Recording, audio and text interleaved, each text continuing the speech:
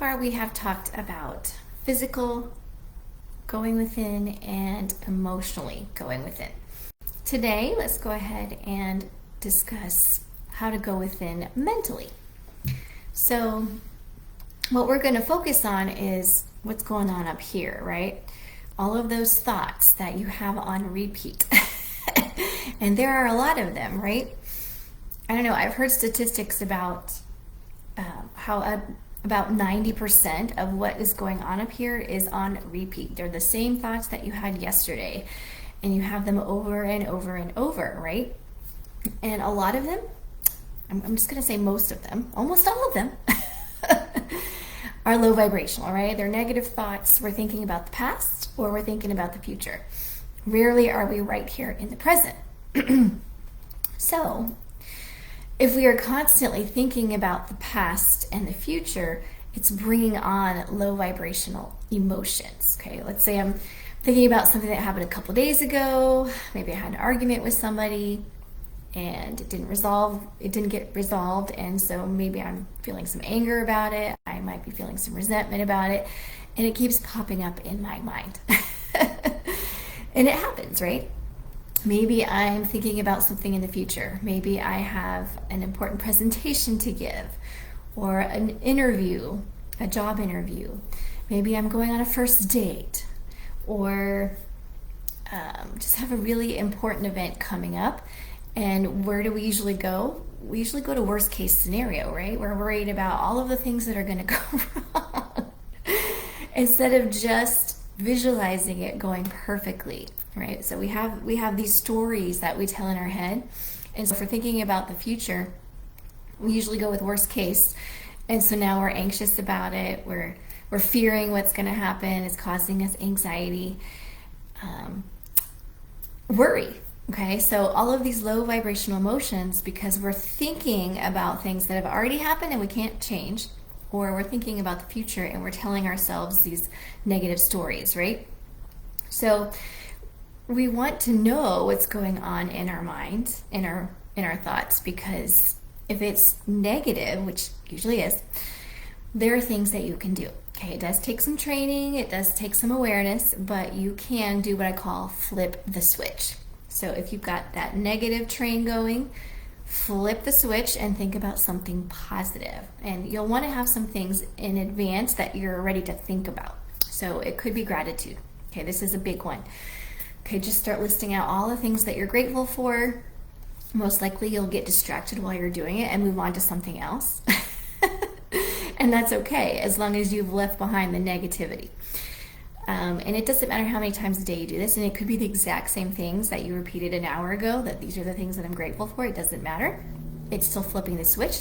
You cannot think about negative things and positive things at the same time. So this is a really valuable concept, is to think about what you're grateful for. And I don't want to hear that you're grateful about nothing.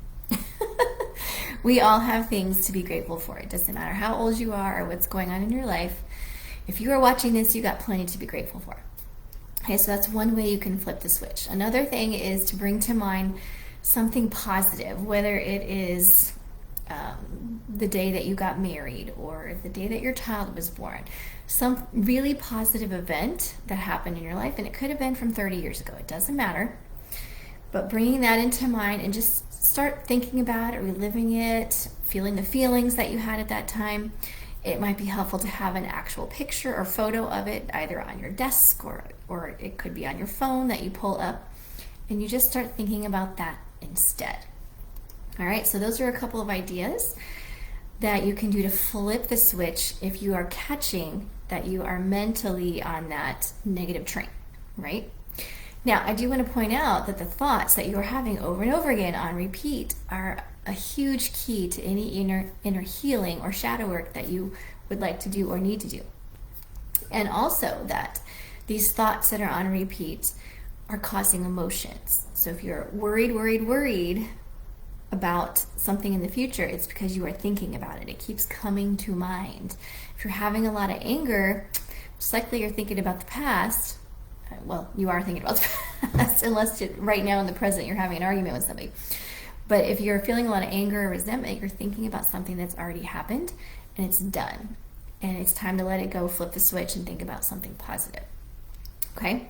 Now, there's another aspect to our thoughts, which is the tone of voice that you are hearing in your head. Now, for whatever reason, the tone of voice in my head has always been a positive voice. Okay? But I know that a lot of people, they hear a negative tone in their head.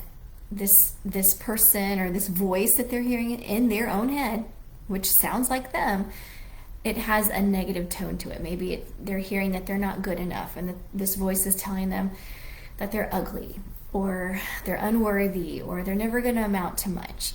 So sometimes we have this very mean negative tone in our voice, or in our head, the voice in our head.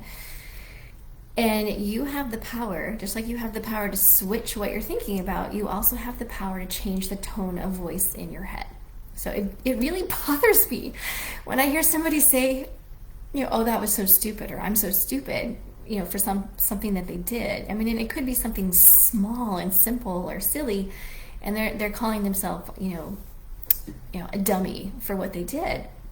So you want to make sure you're not calling yourself negative things out loud, but certainly we also want to make sure that's not happening inside of our mind as well. So think about how would you talk to your child or to your best friend, and see if you can change that tone in your head to someone who is being very compassionate towards you. Okay, so another aspect to think about. Now, another thing that you can do besides just flipping the switch is journaling.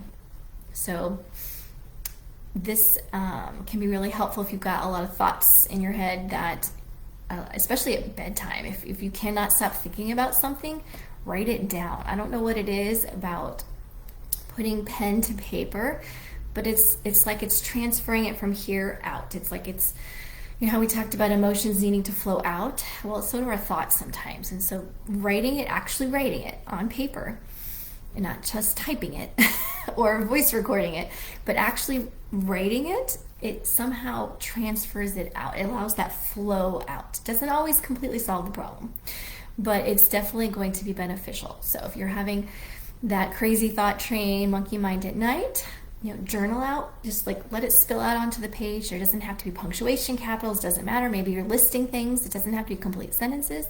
Just get it out on paper, get it out of your head.